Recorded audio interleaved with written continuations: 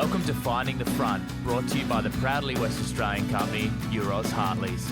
This is a podcast series where we take time out to get to know the story behind the people who front some of Western Australia's leading companies.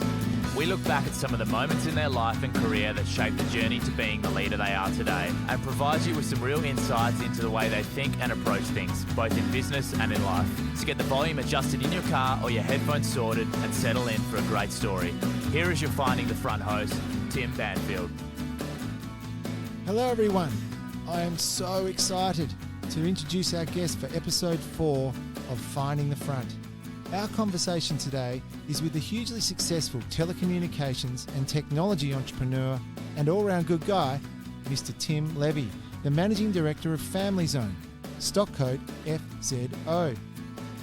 Family Zone was established to empower parents and school communities with the tools, expertise and support they need to ensure their children are safe and to prepare them for their digital futures. For Family Zone, a global business, it's all about protecting and supporting every child's digital journey. And Tim is as qualified and as passionate as anyone on the planet on this topic. Hearing Tim's pathway to the founding of Family Zone and his massive insights into the world of the internet and the challenges that both parents and schools around the world face every day is captivating. So without further ado, let's get started. Introducing Mr. Tim Levy. Levs, welcome to the show. G'day, Banners. How you going? Yeah, great. Great to have you on. We really are excited. You've got just such a fascinating story, and we've been really looking forward to just digging down and understanding how you've grown Family Zone to where it is now. A phenomenal company, but there's a lot more to it. And going back in time and understanding the way that you've shaped your life is a fascinating story. So if we could just kick off, I know you mentioned to me when we've caught up in the past, you went to Greenwood Primary and Greenwood High School. How was it growing up there? Well, Greenwood is in between the freeway and Wanneroo Road. So we always thought we were richer and better off than the people in Balga and Kandula, but we're envious of the people on the beach side. Oh, look, it was a great middle class place, very protected, felt very safe. I mean, but we also felt like we were really cool, walking around the suburbs, going thirds in a 6-pack. It was really, really safe and protected. Perth was growing really quickly north back in those days, in the 70s and 80s. There was 3 primary schools in Greenwood. And Greenwood's a suburb that was built by Bond Corporation. It was a really interesting place, and it was built to be connected so everyone could walk around the suburb, kids walking everywhere. 3 primary schools in a small suburb, and then the high school was built. And in my year, the first year, year 8, at Greenwood High, there was 300 kids. No way. 300 kids. 90 of them made it to year 12. That is outstanding. I know, and 13 went to uni. Unbelievable. Yeah, it's amazing. Yeah. So it was great, but I also felt very, it was quite insular. And so when I went to uni many years later, I was kind of shocked with all these people such as yourself, these kind of chiseled out of marble, good-looking Western suburbs boys at uni. Easy. And, all in their chambray shirts and deck shoes. And it's like I was a real fish out of water. So it took me a long time to kind of find myself once I left school. Yes. And what was your parents doing in Perth? Yeah, Dad was... They're native Western Australians? Yes, albeit I was born in Sydney. My dad moved over there to work in an earth-moving business, Tut Brants, I think it was. So he was selling equipment, earth-moving equipment. Mum, housewife. Dad moved back here. The family moved back here when I was very young, a couple of weeks old, literally. And Yes. Dad stayed in that earth-moving equipment area, worked for Volvo BM for a long time. And he was just the most amazing, generous, hard-working guy to a fault, to be honest. Like, would just do anything for everybody, connect with any sort of community, be it Aboriginals or Asian communities, or Right. he started the Kingsley Football Club. He was one of the inaugural members of the Northern Districts Football Club. They are very strong football clubs. Yeah, and just a superstar. Mum was insane. They're both passed. She's a nutcase, but super intelligent. Way more intelligent than me. But always on the edge, because super emotional, super intelligent. Like, it's the worst place to be. So I used to get caned a lot by her. But yeah, I had a fantastic upbringing with those two. And did they give you any influence in terms of your ultimate destination into technology? Was there any sort of inkling in your upbringing that drove you in that path, or is it that was a later thing? Yeah, it's an interesting question. I've never thought about it. No, Mum and Dad had zero technical capability. Dad's more of a people person. Mum's, again, super intelligent, but neither of them had an engineering sort of mindset. I still remember Mum panicking when she got the first credit card and had to stick it into an ATM. So, no, Luddites, complete Luddites. So I'm not sure where it came from, but I took to technology really naturally at Anderson's, actually, many years later. I always thought at uni, somewhat arrogantly, that I'd never have to touch a computer. I'd have a PA to do that or something. But when you got into the workforce and the way that work changed when we started Anderson's, yeah, I just took to it like duck to water. Well, we'll get to the great Anderson's time, which was clearly a significant time in your life. You went through senior school, did pretty well? Yeah, I did. Well, I think I topped the school in the TE. I didn't make it into the committee. I wasn't Dux. I was a bit cheeky, so the teachers didn't particularly like me. But yeah, top the school. Still, I'm on a whiteboard somewhere, or on a board somewhere in the library. You're in the Hall of Fame. Yeah. Oh, congratulations. That led you into UWA, Bachelor of Commerce. Yep. Now, Bachelor of Commerce keeps your options open. Exactly. And ultimately did well enough to secure a spot at, as you've alluded to, Anderson's. Yeah. Yeah, and you're right. That's exactly why I did the commerce degree, because it does keep your options open. I had no idea what to do, literally, and so many young kids are the same. I have zero idea.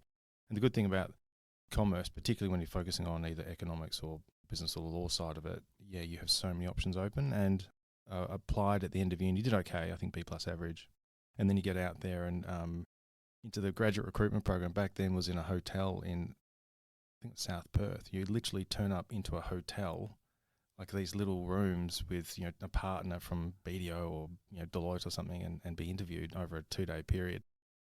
What, like speed dating? It was exactly like speed dating. You go from hotel room to hotel room. It was really quite awkward, actually. You're sitting in a room with a bed, talking to a partner about a potential career. It was really weird. Goodness me. But I struck up a friendship with a great conversation with a guy called Derek Parkin, who was a partner at Anderson at the time. He played bass in a guitar in a band, and I played lead in a heavy metal band. And we just started chatting, and that got me the job at Anderson's.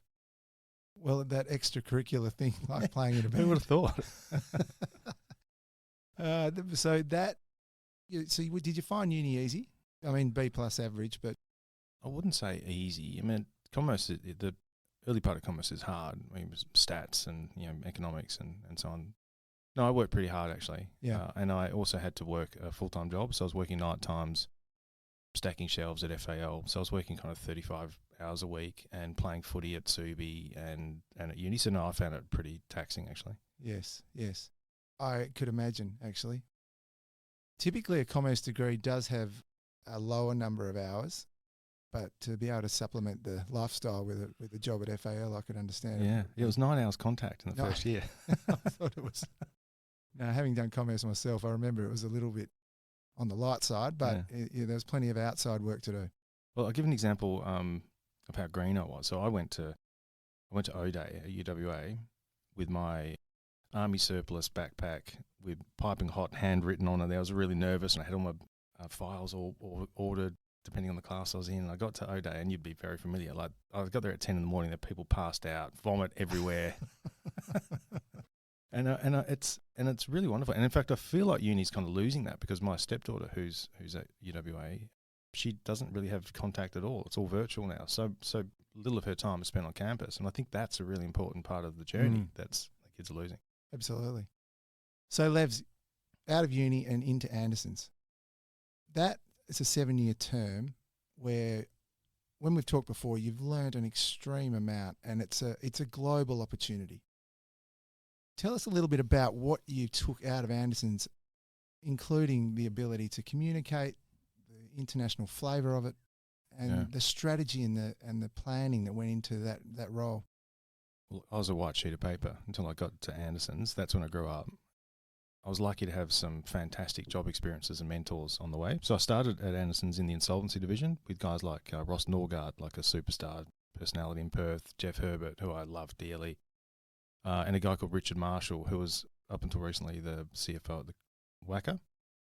He's probably Ross is big personality. Jeff's a wonderful man, but Richard's probably the first mentor I had, and he was that mentor that you'd give him a piece of work. Right back in those days, you'd dictate a letter, get it written by the PA, hand it to him, and he would literally tear it up in front of you, throw it in the bin, right? And he was that guy, like throw him off the deep end type manager, and I needed that. It was outstanding for me, and so I worked incredibly hard to win his respect and trust. Yes. That was so perfect for me. I know people are different, right? That wouldn't be the right sort of manager for most people. In fact, I'm somewhat that manager now, which I know people don't like. I worked in the insolvency area for a year, and then Ian Gerard, again, another big name here in Perth, approached me. He's such a powerful guy. He was setting up a business consulting division in Perth. It was originally called operational consulting or something like that. Okay. And him and Michael McNulty were going across the globe, accessing pools of funds from World Bank funded projects to do things in all sorts of places, principally at the time in Zambia. So they approached me if I would like to join that team. I was petrified. I think I'd left the state once to Queensland for a 2-week drinking session in my 20s, late teens. And so I went to Paul House. I know you know him well. And Junk said, just do it, right? The answer to every question in your life should be yes. And that's his life, right? That Paul is such an amazingly willing participant in everything in his life. And I'm nowhere near that, but he opened myself up to the consulting division. Right. Yeah. I think 4 weeks later I was arriving in Kitwe Airport in Lusaka Airport in Zambia, the day that they installed X-ray machines. And it was chaos. Not like in Australia when machines stop and everyone kind of lines up for 14 hours. There, when machines don't work, people just go about their business. And it was chaos. People wheeling steel trolleys through the X-ray machines. Everything going on. It was crazy. And me being a 21-year-old, trying to grow a moustache so I looked like an adult. It was wild, yeah. So working with Ian was probably the next stage of my career. I went from being very technical with Richard Marshall to working with Ian. What he taught me was the politics of business. How do you create an outcome? If you really want to achieve something, it's not just being smart, it's actually being political. It's thinking through, what do I need to do? Sometimes you need to shout at someone, sometimes you need to negotiate, sometimes you need to massage someone's ego. You need to do all of that. That's the genius of Ian Gerard. He not only has all that, but he then trains his lieutenants to do that. It was an outstanding lesson, and in an amazing environment. I lived in Zambia, in and out of Zambia for 5 years, in a, would you believe, with people like Paul House and Michael Lynn and David Keegans and many others. There was 13 of us at one stage. What an experience. In a VD clinic. Literally, we lived in the Kitwe VD clinic. My goodness. And so Andersons were clearly right behind this. Well, it was Ian Gerard. Was trying to create his own career out of it, and somewhat exploiting our naivety, but we were the winners out of it. It was fantastic. Fantastic, all right. I mean, what an experience. So you ended up covering off on Zambia, Jordan, Saudi Arabia, Africa or South Africa, and Australia. So it was quite a broad mix of opportunity. Yeah. So 5 years in Zambia, 6 months in Jordan, 6 months in Saudi, in and out of South Africa constantly. Yeah, and all of them unique. Yeah, really, really lucky to be thrown in those situations at such a young age. Yeah, look, being early 20s and sitting, I'll never forget, I was probably 21, 22, sitting in a room of 40 accountants from ZCCM that were all actually knew what they were doing. I'd never done a set of accounts in my life, and I had to stand up there and talk to them about change and US accounting, and they were just thrown into situations that you couldn't imagine, and we had to deal with it because we had no email or contact with Australia. We just had to get things done. A group of young Aussies. It was fantastic. So you learned how to cope with any situation. Any situation, yeah. What a great background to what you ended up doing. When you left Andersons, it was a resignation in essence because you had an opportunity, and that was the Be Digital opportunity that arose. Yeah. Can we talk a little bit about how that transition occurred? And I'm also very interested at that point. This is your first foray into technology. Because my understanding is your Anderson's experience was more around mining related. Yeah, it was systems selection, implementation, business process re-engineering, strategy stuff. I kind of fell into the technology, strategy and enablement area just because, again, that's how my brain at Anderson's, yeah. Right. But it was definitely focused on the mining industry. And I used to talk at the time about being bored of mining because everything I did was about cost reduction. It wasn't about being creative. And I would agonise with a guy called Maurice Argento from Main Sheet Consulting, who was an Anderson's partner back then. We used to spend days agonising over intricate PowerPoint presentations, a single bubble diagram that could explain amazing nuanced concepts. And I was increasingly getting frustrated that I was actually never doing anything. I never felt like I made decisions and was accountable for the outcome of it. And anyway, long story short, a friend of mine at the time, a guy called George Alavis, was setting up a telco business with Kerry Stokes. And I was in Saudi Arabia at the time, and he reached out and said, would you like to come over and help us set this business up? So that Be Digital, though, that was, you started with the Stokes operation, and then that led into Be Digital. Yeah, so it's called Be Clear and Simple originally, just a business, and then it listed as Be Digital. I actually expected to become a junior accountant on the home and away set or something. I didn't think it would work, so I thought, well, I'll be part of the Kerry Stokes family and I'll get a job somewhere if this doesn't work. But it did work. We happened upon the idea of direct fulfillment of mobile phones at the right time. Internet was coming in. In fact, the first internet boom was happening, and Kerry Stokes and some kind of adjacent people started setting up in our office and listing things like Mbox and stuff. So I started to get a taste for the stock market and raising money and spooky ideas and so on. So that was all happening around us as we were getting our heads around how to package up mobile phone plans, buy Nokia and Ericsson handsets and get them out the door. So that I was there for about 7 years. That's right. That was quite pioneering at that point. Yeah, so it was us and a company called Mobile Innovations. We're really the only direct fulfillment mobile phone companies in Australia at the time. We were buying airtime off Optus, packaging up with devices and again, direct fulfilling. What we learned though is it's a very efficient method because you're not renting retail stores and hiring all the retail staff and phone displays and so on. But direct fulfillment and what you now know as web sales, internet sales, it actually attracts the most cost-conscious buyer. So in retail, the average spend of a retail mobile phone user is probably 2 times what it is for somebody who buys online. So we were constantly in a margin battle. It was really hard to get the efficiencies to make that business work when every customer was finding every opportunity to leverage all the discounts and offers that you give them for their advantage. Whereas in retail, you get people who are less concerned about price. Yes. And so within a couple of years of that Be Digital business launching, I brought in a really good friend of mine, Scott Cuomo, who had retail experience. And then we set up a distribution network of retail stores. I think we eventually had about 220 stores. But this is through Be Digital? Through Be Digital, yeah. Yeah. And then so Be Digital was listed right at the end of the first tech boom, and just as that crash happened and Kerry had to underwrite the listing. Yes. Yeah. Talk to me about that tech boom. I mean, would have been, you were right in it and you saw it and then you saw the listing into it. Mm. But then you maintained it and it became quite a success story, Be Digital, in terms that it was acquired. Yeah, it's a bit of a shame actually, because we did get through that tough time. So many people who listed or raised money in that first tech boom disappeared. I mean, the whole world understood that. Well, the whole world's perspective on the internet changed, right? So back in those days, people thought that you could build a web business and people would pay a subscription for it.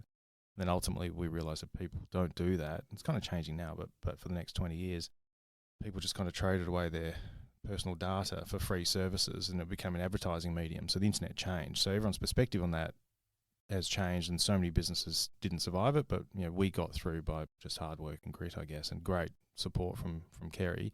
But then as the what was known as new media, technology back then was known as new media, as Kerry Stokes' investments in that kind of got seen negatively by the analysts because it was confusing messaging. Yes. He had to exit.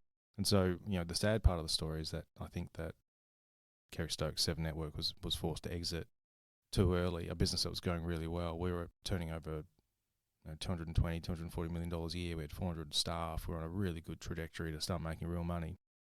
And then he offloaded it to a group called DigiPlus, and there was a subsequent big boardroom executive battle, and Sean Gentry, Scott Cuomo and I kind of ended up on the curb. We got kicked out. So it was a bit of an ugly battle, a lot of tears internally. It was, and I think it was a shame because I think we had something really special. Well, it's a great journey in terms of going through that tech side of it, surviving such a big crash, and then coming out, and then getting it acquired.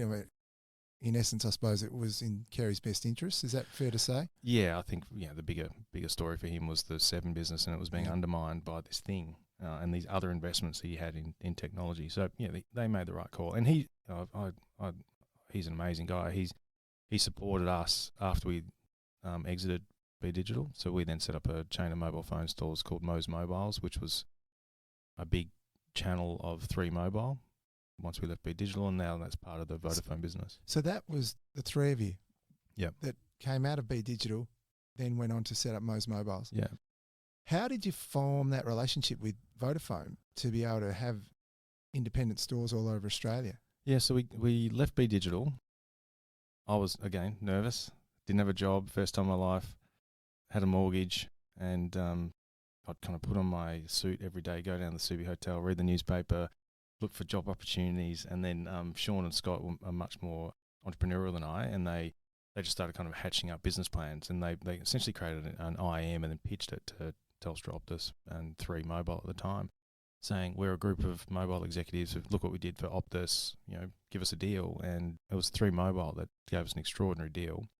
And so we moved to Sydney just to set this business up again, kind of replicating that model, being a virtual mobile retailer, having a direct fulfillment model, but also doing what's called a store within a store. So you'd have a Joe's mobile phone store. So back in those days, you'd have literally, John Smith having a phone store in Cabramatta, and he'd sell Vodafone prepaid and Optus mobile phones and so on, right? And so we would create a booth within his shop where he's selling phones and accessories and plans and so on, and that would be the 3 Mobile booth within his store, the shop within a shop. Right. That was the idea. We signed up tons of these dealers. Scott Cuomo's a genius at building distribution. But unfortunately, in those days, the 3 Mobiles were, a foot long with antennas on them, and no one wanted them. And when they... Analog-like. Well, there was the 3 technology, but there wasn't enough base stations, and if you walked one step outside of the CBD, your phone stopped working, and so it just didn't work. And so we ran out of money. Literally every cent we had, we're about to lose our houses, everything. It was all over. And Nigel Dews, who was the CEO of Hutchison, another great guy, another really important person in my journey. I hate that expression. Anyway, another important person in my life. We went to him and said, look, Nigel, we've done our best. We've been toiling away at this business for a long time. We're out of dough. Let's just leave as friends. And Nigel just begged us not to. And he said, look, I'll underwrite your business for, I think it was 15 months or 12 months. I think it was like $300,000. We'll pay you $300,000 a month. Do not go. Keep things running. He said, we've got Nokia handsets coming. And within about 6 months, we had Nokia handsets come, and that 3 business just took off. Unbelievable. And so we had this huge business turning over probably $30-40 million a year, and we had 12 staff. It was unbelievable. So how many shops within shops did you have? We had over to 200. Over 200. And then, so that was going really well. 3 systems were outstanding. Their marketing was brilliant. Everything about that business was fantastic. And then, as luck would have it, they merged with Vodafone. Vodafone systems at the time weren't so good, and you would have heard of Vodafail, the Vodafone network crashing, and so that was that time. So we had staff who were one day loving life and the next day having mobile phones thrown at them because their data services were crashing. So we went from really great, super profitable business to loss-making business, and then we just had to work really hard for a couple of years to right-size it. Did it ultimately come out as a win? It's still going, yeah. It's still a chain of, I think we've got 70 or 80 Vodafone stores. So Scott, Sean and I are still part of that. I was going to ask, it shows on your profile that you've started it and that's still presently it's still part going. of what you're doing. And, it's a good business. It's run by a guy, Scott Cuomo, and a guy called James Walkley in Sydney. Hard business because you've got one supplier, Vodafone. You can't sell your channel to Telstra and Optus anymore. That doesn't really exist. They know essentially what you make.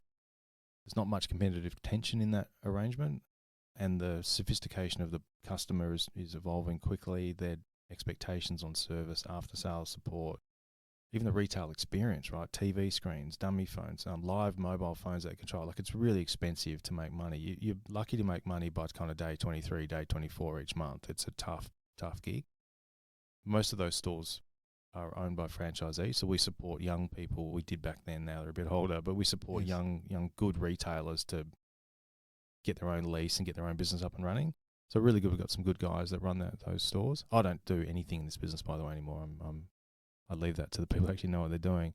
But yeah, it's a good business. It's kind of washing its face. It's been tough in the last few years with COVID. Right, retail's been destroyed really in retail in Melbourne and Sydney, and a big part of the Vodafone and previously 3 business was international students. It's probably 30-40% of our sales were the Indian and Chinese students who came in, and they would know Vodafone. They've never heard of Optus or Telstra, right? So Vodafone would dominate, and 3 would dominate that. But without that, in the last few years, it's been again really tough. So during that period, there's a couple of things that come out of that. I mean, COVID, I'd like to just touch on, in essence, on a level more with Family Zone. But through that period, you met there's a bit of a story behind your beautiful partner, Nikki. Yeah. That's where that? Yeah. So Nikki went to Greenwood, where I did, went to the same school that I did. She's a couple of years younger than me. I never met her, but I did know her older sister, who was a partner of my best mate, Matt Vanderwell, at the time. She and I dated when I think I was 21, 19. I think we met through Michael Lynn, actually. She played basketball with Michael Lynn. He's a Deloitte partner. And we had one date. She thought she could do better. I thought I could do better. So we didn't call each other. And we met 10 years later. And I remember saying to her, look, I'm sorry. I just thought I had better options. And then it was quite a joking conversation. And she looked at me like I was like an idiot. She said, please, you were so immature. So yeah, bumped into each other 10 years later. She'd by that stage married and was kind of ending her relationship with her previous husband. She'd had a child, Bailey, beautiful girl. Then we started dating again. And yeah, then literally that was all happening at the time. I'd left Be Digital and was setting up this new phone business. And within 6 or 12 months of that relationship being rekindled, if you could say that, I moved to Sydney. So I spent 2 years in Sydney commuting kind of every week or 2 weeks. This is with Mo's Mobile. With Mo's Mobiles, yeah, to try and maintain that relationship with Nikki. And then probably 5 years into the Mo's thing, I just wanted to have a child. I wanted to have a child. I knew it was the next stage of my life, and so I organised my life to get back to Perth. Yeah, which I did. So then I became like the retail distributor guy here in Perth. I'd be driving around Perth, literally dropping phones off at retail stores. I did that for a couple of years. In a Mo's Mobile car? In a Mo's Mobile, with Mo's Mobile stickers on my car. Really? Seriously, yeah. Just to survive and to build that relationship with Nikki and have a child and oh, fantastic. Yeah. Well, I know you mentioned she's been a big support in what you were doing through that period of time and still is. That whole journey in terms of Be Digital, Mo's Mobile, and your insights into technology, the internet, mobile phones, kids, understanding them. Is this how the whole Family Zone concept took place? I think so, yeah. There was we were taught, people like Paul House and I were taught to open your eyes up to stuff out overseas through our experience at Anderson's. Yeah. I then took that to all my subsequent careers. So at Mo's Mobiles, we were very willing to embrace, like literally go overseas and find technology that we could bring into the retail experience that make us more competitive than people we're competing with. And that worked really well. So yeah, I was always willing to be open to alternative ideas and particularly technologies. The other thing that was really important I saw is in telecommunications, again, us old blokes will remember this, you couldn't send SMSs between Optus, bear with me, this will make sense in a minute. You couldn't send SMSs between Telstra and Optus mobile phones when the SMS was first launched.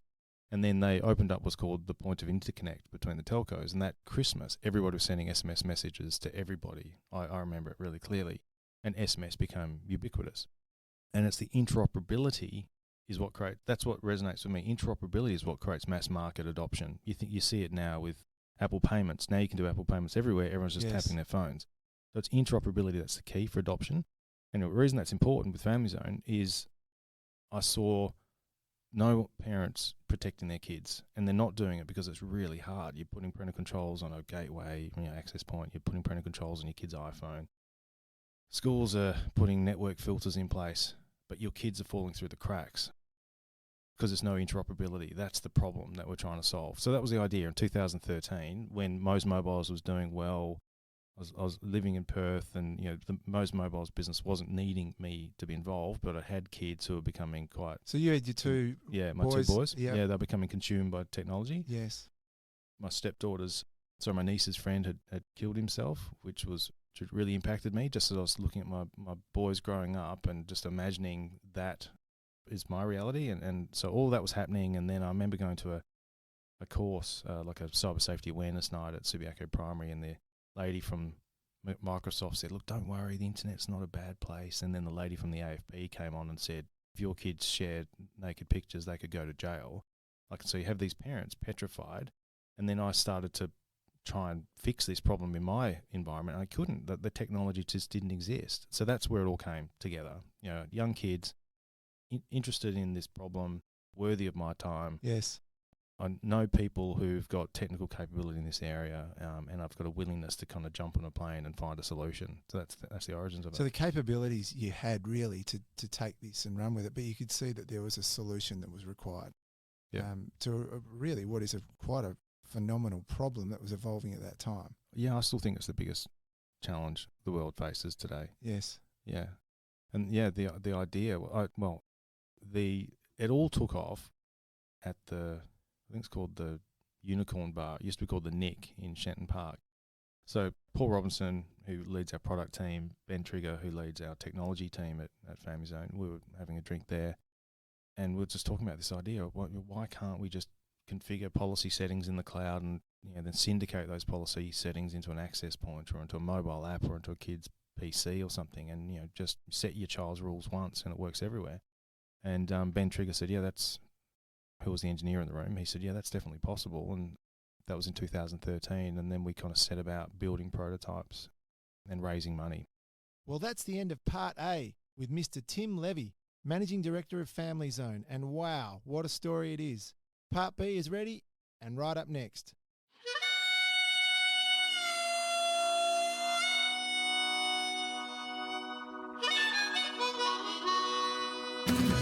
Thanks for listening to this episode of Finding the Front, brought to you by the proudly West Australian wealth management and diversified financial services company, Euroz Hartleys. If you like what you heard, please don't hesitate to tell your friends and subscribe to the podcast through your podcast host of choice. If you have any questions or would like to contact us, please email our fabulous producer Bridget on communications@eurozhartleys.com or visit our website at www.eurozhartleys.com. This podcast has been general information only. Euroz Hartleys holds Australian Financial Services Licence 230052.